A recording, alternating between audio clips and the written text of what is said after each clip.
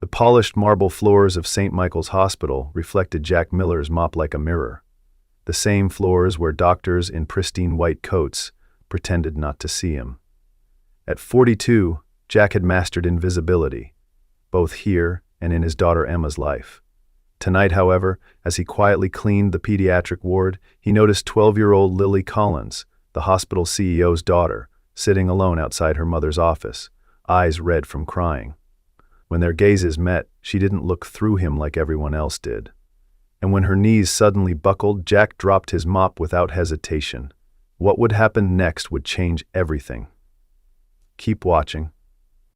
Jack Miller arrived at St. Michael's Hospital 15 minutes before his shift began, just as he had every weeknight for the past 4 years. The evening air carried the scent of late autumn, crisp leaves and wood smoke, but inside, it was all antiseptic and artificial light. He nodded to the security guard at the entrance, who barely looked up from his crossword puzzle. In the employee locker room, Jack changed into his gray uniform, methodically fastening each button, tucking in the shirt that hung a little loose on his frame. He'd lost weight since Rebecca died, and somehow never found it again. The night shift supervisor handed out assignments with the same bored efficiency as always. "Miller, you've got the administrative wing and pediatrics tonight." Jack nodded, accepting the cleaning cart with its familiar array of supplies. He didn't mind pediatrics. The children, unlike the adults, sometimes noticed him. They waved from their beds or asked about his mop. Their parents, consumed by worry, rarely registered his presence at all. As he pushed his cart through the corridors, Jack caught fragments of conversations. Doctors discussing cases, nurses planning weekend getaways, administrative staff complaining about budgets. He moved silently among them, a ghost in gray cotton. At 8:30, Jack called home from the staff break room. Mrs. Patel, his 70-year-old neighbor who watched Emma after school, picked up on the third ring. "She's fine, Jack," Mrs. Patel said before he could ask. "Ate all her dinner, finished her homework. She's reading in bed now." "Can I talk to her?" Jack asked, glancing at the wall clock. He always called Emma before her 9 o'clock bedtime. Emma's small voice came through the line moments later. "Hi, Dad." "Hey, sweetie, everything good today?" "Yeah." A pause. "Miss Wilson liked my science project." "That's great," Jack smiled into the empty break room. "I knew she would." "When will you be home?" The question came every night, though Emma knew the answer. "Around 1:30, but I'll come kiss you good night even if you're asleep." "Okay." Another pause stretched between them. 3 years after Rebecca's death, these silences still ambushed them. Moments when the absence of her voice became a presence of its own. "Love you, Emp." "Love you too, Dad." Jack slipped the phone back into his pocket and returned to his cart. The small photo tucked inside his wallet pressed against his hip, Rebecca holding newborn Emma, both of them aglow in hospital light. The same hospital, where Rebecca had later withered away, floor by floor, as her cancer progressed. Where he now cleaned the very rooms that had failed to save her. The administrative wing was quiet at this hour. Most offices were dark, their occupants gone home to their families. Only one office remained lit at the end of the hall. Dr. Catherine Collins, the CEO. Jack had never spoken to her, but he knew her by reputation. Brilliant, demanding, the woman who had turned St. Michael's from a struggling community hospital into a nationally recognized medical center. Also, according to break room gossip, a fiercely private single mother who worked long hours while juggling parenthood. As Jack approached with his mop, he noticed someone sitting on the bench outside Collins' office. A girl with light brown hair pulled back in a neat ponytail, wearing what looked like a private school uniform. She was staring at her phone, but her fingers weren't moving over the screen. She just sat, perfectly still, eyes fixed on the device. Jack recognized her from the framed photos in Collins' office. Lily Collins. 12 years old if he remembered correctly from the cleaning staff's gossip.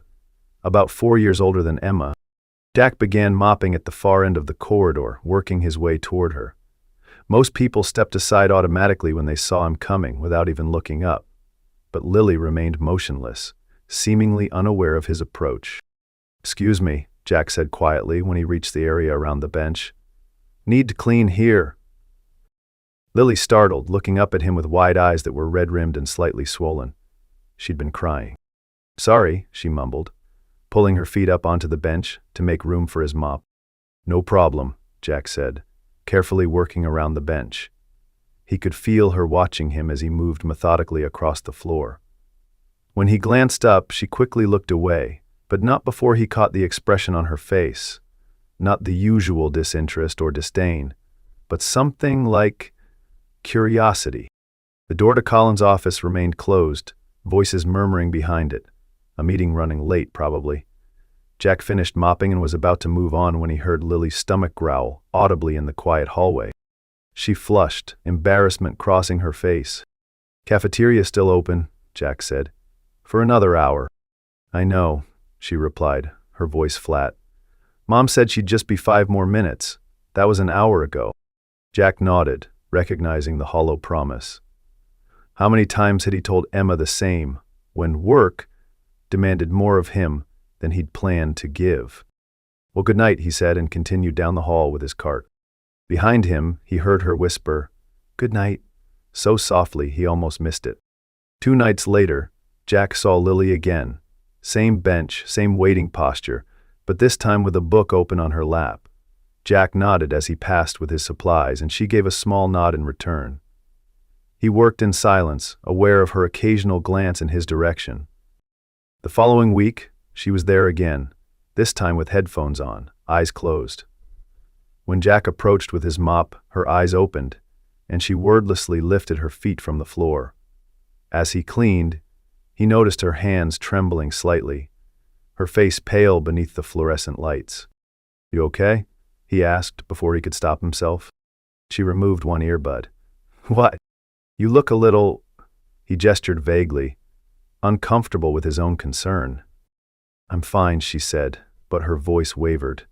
She pushed herself up from the bench suddenly, swaying a little as she stood. "I just need to—" Her knees buckled. Jack dropped his mop, lunging forward to catch her before she hit the floor. She was lighter than he expected, bird-like in his arms. Her eyes fluttered open, confusion clouding them. "I need to get you to a doctor," Jack said, heart pounding. "No," she protested weakly. "My mother is behind a closed door," Jack finished, already heading toward the emergency department, Lily cradled against his chest. "You need help. Now." The emergency room was busy, but a nurse recognized Lily immediately. The CEO's daughter collapsing warranted immediate attention. Dr. Williams, a kind-faced woman Jack recognized from the pediatric floor, took over, ushering them into an examination room. "Has this happened before?" Dr. Williams asked, checking Lily's pulse. "I don't know," Jack admitted. "I'm just the janitor. I found her outside her mother's office." Dr. Williams nodded, turning to Lily. "Sweetheart, have you eaten today?" Lily hesitated, then shook her head. "Any other symptoms? Dizziness? Chest pain?" "Sometimes it's hard to breathe," Lily whispered. "Like something heavy is sitting on my chest." Dr. Williams conducted a thorough examination while a nurse tried repeatedly to reach Catherine Collins. Meeting after meeting, her assistant reported, unavailable. "Anxiety attack," Dr. Williams concluded finally. "Combined with low blood sugar and exhaustion." She looked at Jack. "Are you staying with her?" 5 p.m. Jack looked at his watch. His shift ended in 20 minutes. Emma was waiting at home with Mrs. Patel, who needed to return to her own apartment. "I need to make a call." In the hallway, Jack phoned Mrs. Patel, explaining the situation. She agreed to stay with Emma until he could get home. "The child needs someone," Mrs. Patel said simply. "You go be that someone." When Jack returned to the examination room, Lily was sipping apple juice through a straw, looking small against the white hospital sheets. "My mom?" she asked when she saw him. "They're still trying to reach her," Jack said, settling into the chair beside her bed. "I can stay until she comes." Lily studied him for a long moment. "Why?" The question caught him off guard. "Why what? Why would you stay? You don't know me." Jack thought about Emma waiting at home, about Rebecca in her hospital bed, about all the hours he'd spent in this building feeling unseen. "Nobody should be alone in a hospital," he said finally. Lily held his gaze for a moment longer, then looked down at her juice. "My dad left when I was 6, she said quietly. "Mom throws herself into work so she doesn't have to think about it. Sometimes I think they both had the right idea." Jack didn't know what to say to that, so he did what he did with Emma when words failed. He simply stayed, a steady presence in the sterile room. Catherine Collins arrives 40 minutes later, breathless and disheveled. She paused in the doorway, taking in the scene. Her daughter in the hospital bed, the janitor sitting beside her. Jack had seen the CEO from a distance before, but never this close. She was striking, dark hair pulled back in a sleek knot, sharp blue eyes, high cheekbones. Even in her clearly worried state, she carried herself with unmistakable authority. "Lily," she said, coming to her side. "What happened? Are you all right?" "I'm fine, Mom," Lily said, her voice suddenly cool and composed. "Just got dizzy." Dr. Collins turned to Jack, confusion and something like suspicion crossing her face. "And you are?" "Jack Miller. I work maintenance. I was cleaning near your office when she collapsed. Carried me all the way here," Lily added, "while you were in your meeting." The accusation hung in the air between mother and daughter. Dr. Collins' face tightened, then relaxed into a practiced smile. "Thank you, Mr. Miller. I appreciate your help." She reached for her purse. "Please, let me—" "No need," Jack interrupted, standing. "Just doing my job. She should eat something real, though, not just juice." He nodded to Lily, who watched him with those two serious eyes. "Take care of yourself." As Jack walked away, he heard Dr. Collins ask, "Do you want me to take you home?" And Lily's soft reply, "What's the point?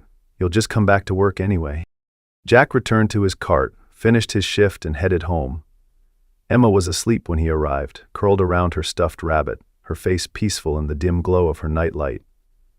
Jack brushed the hair from her forehead and kissed her temple gently. "Love you, Em," he whispered. Then he went to his own cold bed and lay awake, thinking about the girl with trembling hands and angry eyes, waiting in an empty hallway for someone to notice her. The following week, Jack found himself bringing an extra sandwich to work, just in case. When he saw Lily in her usual spot outside Dr. Collins' office, he approached casually. "Brought an extra," he said, offering the wrapped sandwich. "Cafeteria was giving them away." It was a lie, but a harmless one. Lily looked at the sandwich, then at Jack, suspicion giving way to hunger. "Thanks," she said, taking it slowly. "You didn't have to." Jack shrugged. "Can't clean properly if people are fainting on my floors." A ghost of a smile touched her lips. "Fair enough." He continued his work, giving her privacy to eat. When he passed again later, the sandwich was gone, and Lily was reading her book. She glanced up as he approached. "It was good," she said. "The sandwich." Jack nodded. "My daughter likes them too." "You have a daughter?" "Emma. She's 8. Lily seemed to consider this information carefully. "Where is she while you're working?" "With our neighbor, Mrs. Patel," Jack wrung out his mop. "She stays with Emma until I get home." "That's nice of her." "It is," Jack agreed. "People can surprise you sometimes." The next time Jack saw Lily, she was sitting cross-legged on the bench, her homework spread around her. She looked up when she heard his cart. "Do you know anything about the Civil War?" she asked without preamble. Jack considered. "Some." "What do you need to know?" "Why people keep fighting when they know they're going to lose." Jack leaned on his mop handle. "That's not really a Civil War question, is it?" Lily looked down at her textbook. "I guess not." Jack thought about Rebecca fighting her cancer long after the doctors had given up hope. About himself working in the same hospital that had failed to save her. "Sometimes," he said slowly, "it's not about winning. It's about not giving up on what matters to you." Lily nodded, as if he'd confirmed something she already knew. These brief exchanges became a quiet routine. Jack would clean, Lily would wait for her mother. Sometimes they spoke. Sometimes they existed in companionable silence. Jack brought extra food, nothing obvious, just casual offerings he could plausibly have left over. One evening, Mrs. Patel called. She had a doctor's appointment the following night. Could Jack bring Emma to work for an hour until her neighbor could pick her up? "It's against policy," Jack said. though he'd seen other staff bring their children in emergencies. Just for 1 hour, Mrs. Patel insisted. The child can sit quietly somewhere. She's a good girl. So the following night, Emma came to St. Michael's, clutching her sketchbook and a tin of colored pencils. Jack set her up in an empty waiting area near where he needed to clean. "Stay here," he instructed. "I'll be right down the hall."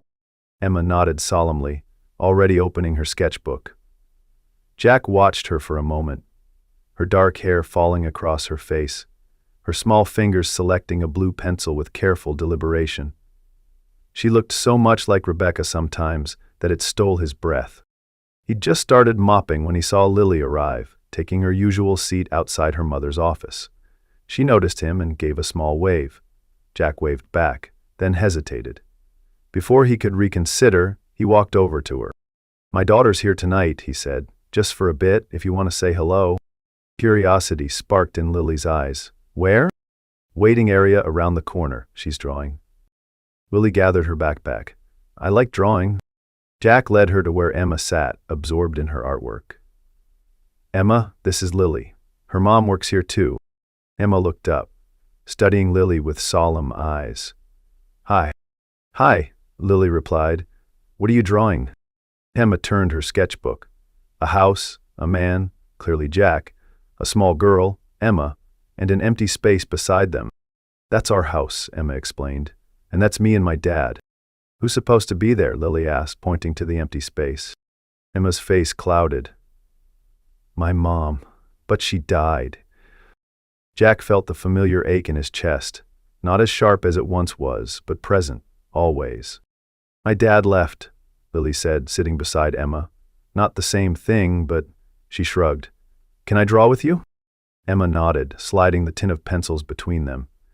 Jack watched as Lily took a blank page in Emma's sketchbook and began to draw. His chest tightened for a different reason now, seeing his daughter's dark head bent close to Lily's light one, the careful way they shared the colored pencils without speaking. He returned to his cleaning, keeping them in his peripheral vision. The girls were talking now, Emma's hands moving animatedly as she explained something about her drawing. Lily listened attentively, then said something that made Emma laugh, a sound Jack realized he hadn't heard often enough lately. When he finished his section, Jack returned to check on them. They had created a series of drawings together, fantastic creatures with wings and scales, living in elaborate treehouses. "Dad, look," Emma held up their artwork. "Lily can draw dragons better than anyone, and she knows all about architecture." "Architecture?" Jack raised an eyebrow at Lily. "My mom wanted me to be a doctor like her," Lily explained. "But I love designing buildings. I've been taking extra art classes since I was 7. "What do you want to be?" Jack asked. Lily looked surprised by the question. "I don't know. No one's asked me that before." Before Jack could respond, a crisp voice cut through the moment. "Lily, what are you doing?" Catherine Collins stood in the hallway, her expression a mixture of confusion and concern. Her gaze moved from Lily to Emma, then landed on Jack. In the fluorescent light, Jack noticed the tired lines around her eyes, the slight tension in her shoulders, signs of exhaustion carefully masked beneath her polished exterior. "Mr. Miller," she said, recognizing him from their brief encounter in the ER, "I wasn't aware that bringing children to work was permitted for maintenance staff." Jack straightened. "It's temporary. My childcare had an emergency." Dr. Collins' gaze softened when it returned to Emma, who had shrunk against Lily's side. "I see. Even so, my office would have been a more appropriate place for them than a public waiting area." "Your office was occupied, Mom," Lily said. "By you and your meeting, as usual." The tension between mother and daughter was palpable. Dr. Collins sighed, checking her watch. "We need to go, Lily. I have dinner with the board in 30 minutes and you have homework." "I already finished it," Lily said, "with Emma." Jack placed a hand on Emma's shoulder. "We should go too, Em. Mrs. Garcia will be here soon." Emma gathered her supplies reluctantly. "Can Lily come over sometime to draw more dragons?" The innocent question hung in the air. Jack saw something flash across Dr. Collins' face. Surprise, then something harder to identify. "I'm sure Lily has plenty of activities with her own friends," Dr. Collins said smoothly. Not really, Lily muttered. Dr. Collins checked her watch again. We need to go. As they walked away, Lily looked back over her shoulder. Bye, Emma. Your dragons were really good. Emma waved. Bye, Lily. Jack watched them go, Dr. Collins' hand hovering near Lily's shoulder but not quite touching it. Later, after Emma had gone home with Mrs. Garcia, Jack found himself cleaning the hallway outside Dr. Collins' now empty office. On the bench where Lily usually sat, she had left her drawing, a careful sketch of 4 people: a tall woman in a suit, a girl with a ponytail, a smaller girl with dark hair, and a man in what looked like a janitor's uniform, all holding hands. Jack stared at it for a long moment before carefully folding the paper and slipping it into his pocket. The following week, Dr. Collins' office remained dark each night. Jack found himself looking for Lily, feeling an unexpected disappointment when she wasn't in her usual spot. It was ridiculous, he told himself. She wasn't his concern. He had his own child to worry about. Yet he couldn't stop thinking about the drawing, about the way Emma had laughed with Lily, about the sadness that seemed to live in both girls, different shapes of the same shadow. On Thursday night, as Jack was cleaning the pediatric floor, he heard a sound coming from the supply closet. A gasping, ragged breath.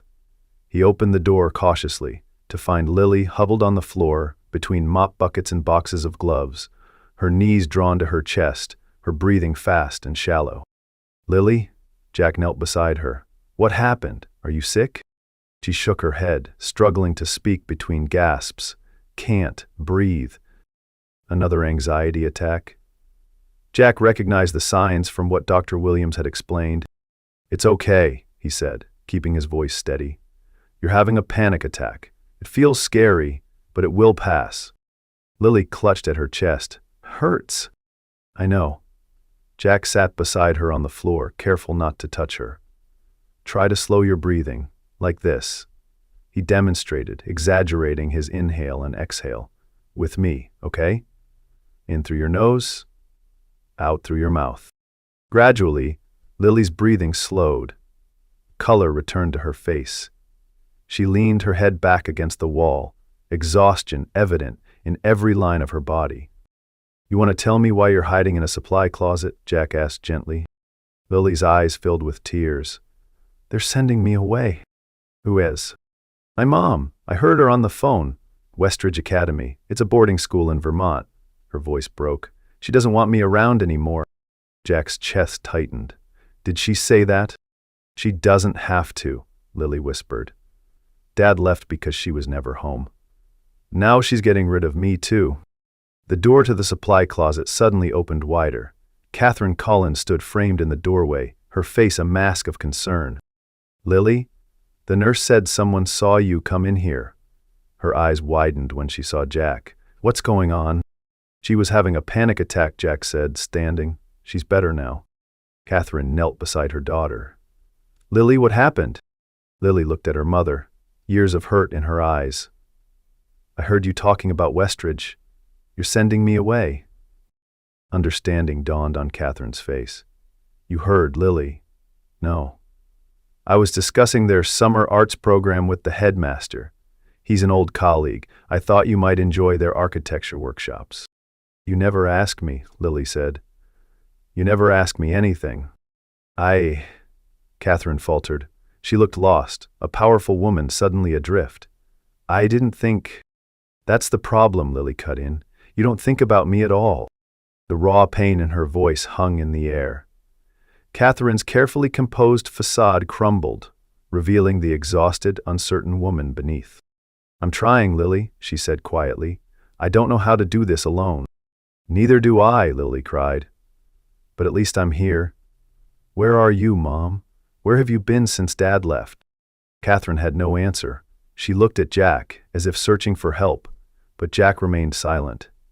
This wasn't his conversation to step into. After a long moment, Catherine spoke again. I don't know how to be what you need. The admission seemed to cost her deeply. Lily stared at her mother, anger giving way to something more complex. I don't need you to be perfect, she said. I just need you to be there. Jack thought of all the nights he'd come home to Emma already asleep, all the school events he'd missed because of his shifts, all the times he'd been physically present but mentally elsewhere, lost in grief and exhaustion. "It's not always about fixing things," Jack said quietly.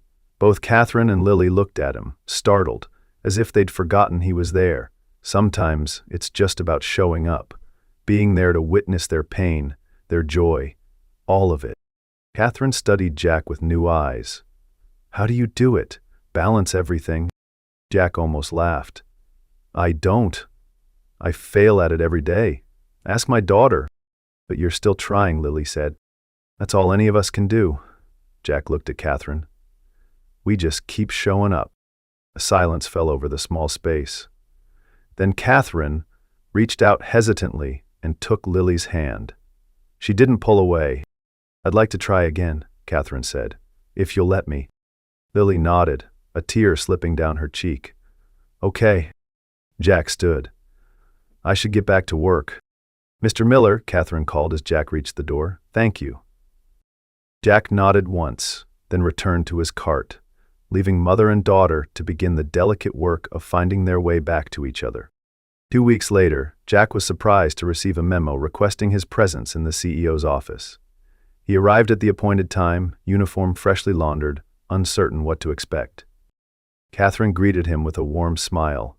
"Mr. Miller, thank you for coming." "Is something wrong?" Jack asked. "On the contrary." Catherine gestured for Jack to sit. "I have a proposition for you.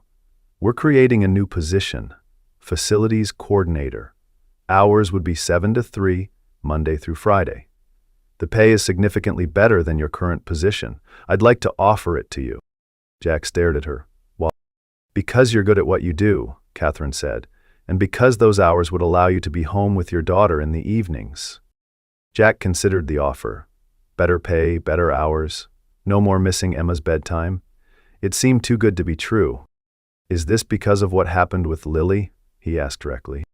Catherine didn't flinch. "Partly. You helped my daughter when I couldn't, but it's also because I've been reviewing our staffing structure, and we need someone with your experience in this role." As she spoke, Jack noticed how different she looked from the polished CEO he was used to seeing stride through the halls. Here, in the quiet of her office, her guard was lowered. Her dark hair was falling loose from its usual perfect arrangement, and there was a softness in her eyes he hadn't seen before. Jack thought it over. "I'd like to accept." "Excellent." Catherine handed him a folder of paperwork. "One more thing. We're starting a new project, a healing garden on the south lawn. For patients, families, staff. I thought perhaps your daughter might like to help with the planting. Lily has already volunteered." Jack couldn't help but smile. Emma would love that. The garden project began in early spring. Every Saturday, Jack brought Emma to the hospital grounds, where they met Lily and sometimes Catherine. They planted seedlings, built small pathways, created benches where patients could sit in the sunshine. Other staff members joined in, nurses, doctors, administrators, all working side by side in the soil. Jack watched as Emma and Lily worked together, their initial shyness giving way to comfortable friendship. Lily taught Emma about different plants. Emma showed Lily how to create fairy houses from twigs and leaves. Their laughter was a balm, a counterpoint to the hospital's sterile silence. Catherine changed too. She began leaving her office earlier, joining community events, learning, awkwardly at first, then with growing confidence, how to engage with her daughter, and, to Jack's surprise, with him as well. What began as professional conversations about the garden project gradually shifted to more personal exchanges. Books they'd both read, places they hoped to visit someday, the challenges of raising daughters alone. "How do you handle the school projects?" Catherine asked one Saturday as they installed a small fountain. "The ones they spring on you the night before?" Jack laughed. "Poorly, but I've learned to keep extra poster board in the closet." "Smart," Catherine nodded appreciatively. "Lily mentioned Emma's birthday is next month. Any special plans?" Jack hesitated. "Nothing elaborate. Cake at home, maybe pizza with a few friends." "Would she like it if Lily came?" "She'd love it," Jack said honestly. Catherine smiled. Then we'll be there. The garden flourished as spring turned to summer. So did the tentative connections between their families. Lily began spending occasional afternoons at Jack and Emma's small house. Jack taught her how to make Rebecca's spaghetti sauce. She taught Emma origami. Catherine invited them to dinner once, looking both terrified and determined as she admitted she'd ordered takeout because she couldn't cook. On Emma's birthday, they gathered in Jack's modest living room. Mrs. Patel brought samosas. Catherine arrived with a professional cake and a set of high-quality art supplies for Emma. Lily gave her a friendship bracelet she had made herself, matching the one on her own wrist. After cake and presents, the girls disappeared into Emma's room to try out the new art supplies. Jack and Catherine sat in the kitchen, nursing cups of coffee. "You have a nice home," Catherine said, looking around the small, well-worn space. "Is not much," Jack replied, "but it's ours." "It feels like a home," Catherine said quietly. "Mine never has." Jack considered the woman across from him. No longer just the hospital CEO, but Catherine, a mother trying to find her way. "It's not too late to change that." Catherine nodded slowly. "That's what I'm learning." She paused, studying her coffee cup. "Jack, I've been meaning to ask you something." "What's that?" "Would you—" She hesitated. "Would you like to have dinner sometime? Just us?" The question hung in the air between them. Jack felt an unexpected flutter in his chest, something he hadn't felt in years. Catherine's eyes met his, uncertainty clear in them, despite her usual confidence. Before he could answer, the girls burst in from the backyard, excited about a butterfly they'd spotted in the garden. The moment passed, the question lingering unanswered. Later, as the day's golden light slanted through the windows, Jack found Emma and Lily in the backyard, placing small rocks around the edge of the vegetable garden Jack had started that spring. Emma was explaining how the tomatoes would turn red in late summer, how they would taste sweeter than any store-bought ones. "Your mom taught you that?" Lily asked. Emma nodded. "She loved growing things. Dad says I have her green thumb." "What else do you remember about her?" Emma thought for a moment. "She sang all the time. Not good, but loud." She smiled. "And she always said that sad things and happy things can live right next to each other, like different flowers in the same garden." Lily considered this. "I like that." She arranged another stone carefully. "Do you think she'd mind that I'm here, in your garden?" "No," Emma said with certainty. "She'd be happy. She always wanted more flowers." Jack watched from the porch steps, his chest tight with an emotion he couldn't quite name. Not quite grief, not quite joy, but something in between. A kind of peaceful ache. Catherine joined him, following his gaze to the girls. "They're good for each other." Jack nodded. "They are." "Thank you," Catherine said, "for showing me what I was missing." "We're all missing something," Jack replied. "Maybe that's why we found each other." In the garden, Emma was teaching Lily a clapping game Rebecca had taught her. Their laughter rose in the evening air, bright and unrestrained. Jack watched his daughter's face. Animated, joyful, alive in a way he hadn't seen in too long. As Catherine's hand brushed against his on the porch railing, Jack felt something stir inside him, a possibility he hadn't allowed himself to consider. He glanced at her, catching her looking at him with an expression that mirrored his own uncertainty, his own cautious hope. The wound of Rebecca's absence would never fully heal, but as Jack stood in the fading light, watching these two broken families finding wholeness in each other's company, he realized that grief hadn't ended. It had simply made room for something new to grow alongside it. What exactly that would be, only time would tell. If this story touched your heart, please like this video and subscribe to our channel for more healing stories that remind us that sometimes our deepest wounds connect us to the people we need most. Share in the comments if you've ever found unexpected friendship during a difficult time.